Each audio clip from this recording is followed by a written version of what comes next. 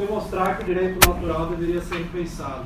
Para que não houvesse direito contra direito ou numa luta de todos contra todos, o Estado avocou a si ius puniendi.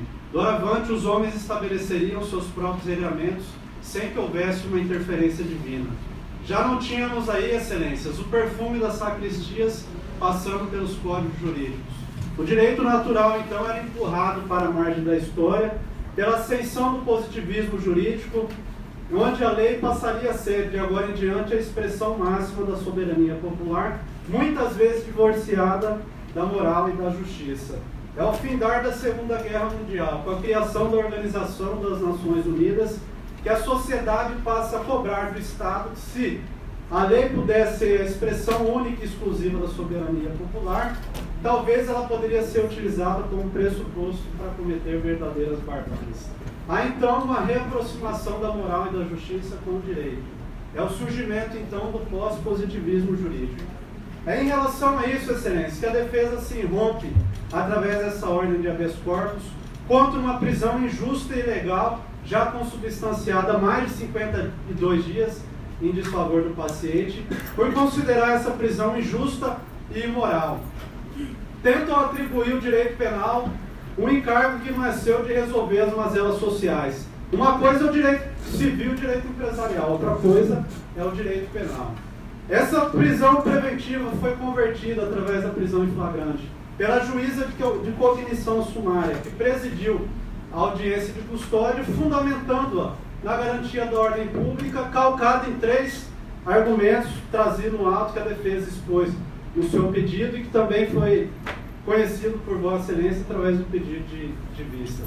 O primeiro argumento, disse ela, deveria permanecer a prisão da forma que estava pela gravidade abstrata do delito. O segundo argumento, disse ela, para que não cause na sociedade, no seio da sociedade, um sentimento de impunidade, deverá o mesmo permanecer segregado do status libertário. O terceiro argumento, talvez, na minha opinião, o segundo argumento mais esdrúxulo e mais incabível que eu vi nesses anos todos de atividade jurídica. Fundamentando, sob o argumento da defesa, durante a audiência de custódia, que o mesmo se tratava, não de um traficante de drogas, mas sim de um usuário de drogas, que o local ideal, a clínica ideal para ele se tratar seria numa área evangélica do presídio Carumbé, pois lá ele não teria acesso a drogas. Em relação ao primeiro entendimento aí, nós já sabemos que os tribunais pátrios já são pacíficos em dizer que a gravidade em abstrato do delito não serve para consubstanciar uma prisão preventiva.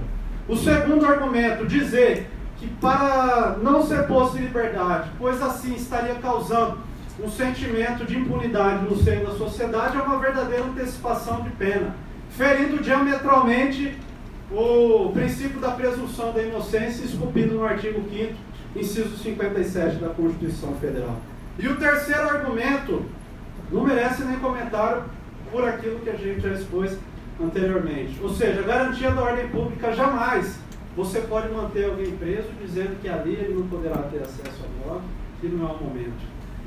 Uma vez declinada a competência, remetidos os autos para o juízo competente para processar e julgar o mesmo, a doutora titular da 9ª Vara Criminal da Comarca de Cuiabá, recebeu e fundamentou, negando um pedido anteriormente feito pela defesa de revogação da prisão preventiva, que o mesmo deveria ficar preso, pois havia indício suficiente de autoria e pasmo, excelência.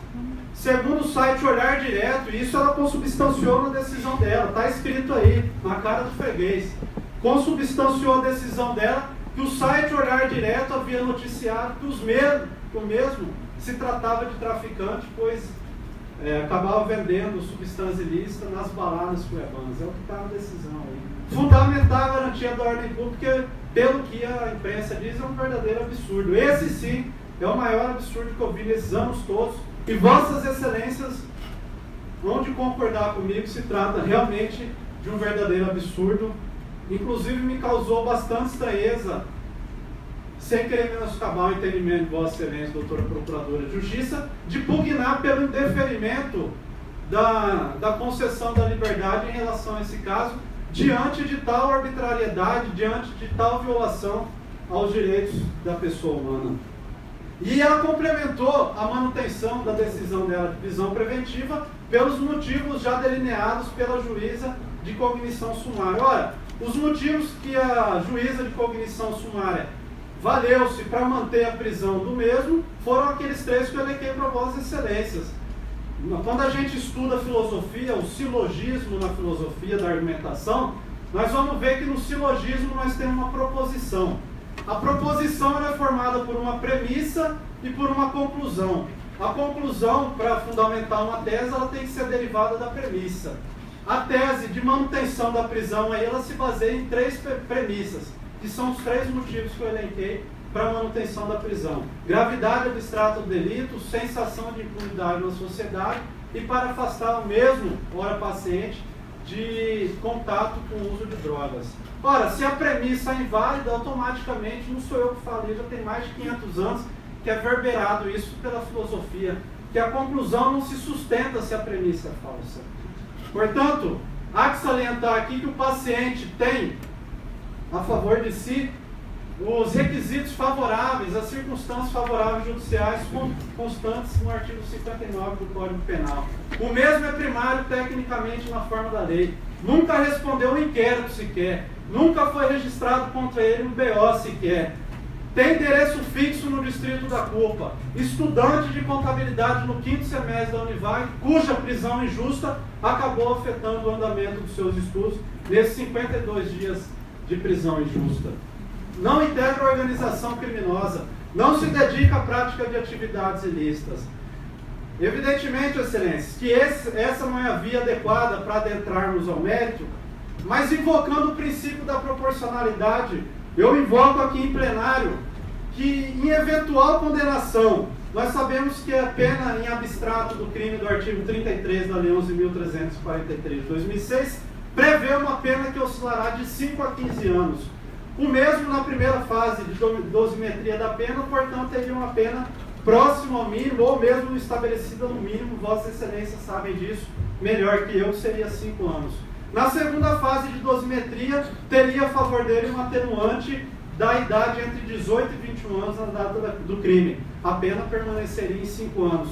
Na terceira fase de dosimetria da pena, deveria ser observado ele uma causa de diminuição obrigatória de pena, prevista no artigo 33, parágrafo 4º, da lei já citada anteriormente, em que diz que aquele primário de bons antecedentes, que não integra a organização criminosa e não se dedica à prática de atividades ilícitas, poderá ter a favor dele a possibilidade de uma redução de pena de 1/6 a 2/3. Portanto, se pegarmos uma pena de 5 anos, de 60 meses de condenação, e reduzirmos ela em 2/3, teremos uma redução de 40 meses, consubstanciando, portanto, a pena final em 20 meses, excelência. 20 meses, 1 ano e 8 meses. Portanto, mesmo se houver uma eventual condenação, o mesmo deverá obrigatoriamente cumprir a pena em regime aberto. Portanto, a defesa postula que seja concedida a ordem de habeas corpus, revogando a prisão do mesmo, visto que não se encontram os motivos que asseguram a manutenção da prisão preventiva constantes do artigo 312. E que, na remotíssima hipótese de vossas excelências não entenderem de tal forma, que aplique alguma das medidas cautelares diversas da prisão, constantes do artigo 319 do CPP, isoladas ou cumulativamente. Tivemos ontem um governador que, segundo consta da denúncia, foi responsável por desviar milhões e milhões do Estado e está em casa uma hora dessa com tornozeleira eletrônica. Um cidadão que foi pego ali, mesmo que tenha sido para traficar, se assim entender o mérito lá na vara criminal, e já se encontra preso há 52 dias, é uma verdadeira decisão dissociada da justiça e da moral, que é o que permeia o pós-positivismo jurídico em relação aos dias atuais. Portanto, excelências, eu quero dizer que, embora seja tardia essa liberdade, como esculpido na bandeira de Minas Gerais, libertas quais será também, liberdade ainda que tardia. Eu espero que uma concessão de liberdade aqui possa alcançar e acariciar o rosto do ora paciente que se encontra nesse momento, nessa tarde encalorada de sol e calor, no fundo de uma prisão, de uma cela lá do presídio do Carumbé, que ele possa sentir acariciar o rosto dessa liberdade que ele tanto soube sofrer e que tanto soube esperar. Eu quero dizer, senhor Aquino, o senhor que é pai do paciente Lucas, que eu, quando tenho um cliente meu preso, segregado do seu estado libertário, e sobretudo em momentos de uma prisão injusta, eu penso nele todos os dias, todo santo dia. Pode ter certeza que eu pensei no seu filho e me cobrei porque ele não estava na rua, enquanto outros a gente consegue colocar em liberdade até de uma forma mais rápida. Portanto, é o que espera, aspira e espera da defesa, como diz os homens experiência, batendo as portas mais uma vez desse tribunal. Tribunal que já teve nomes como Paulo Lessa, como José Vidal, como Hernani Vieira de Souza, como Ataíde Monteiro da Silva, e que tem a figura do relator, Dr. Alberto Ferreira de Souza, Dr. Rondon Bacil Dauer Filho e Dr. Pedro Sakamoto, que trazem nas dobras de vossas togas um pouco da história da justiça penal desse Estado. Eu tenho certeza que vossas excelências atenderão o pleito da defesa, não pela força da retórica em si, mas pela força daquilo que está explícito e saltando os olhos, ictu oculi, como diz o Brocard em latim, nas vistas de vossas excelências aí, e que dessa forma possa ser concedida a liberdade, nessa véspera de feriado, que esse pai, que está aqui trabalhador, farmacêutico em Cuiabá, há mais de 35 anos, conhecido na cidade, possa mais uma vez abraçar seu filho e sentir o cheiro que só o pai conhece, no cheiro particular do filho. É o que postula a defesa.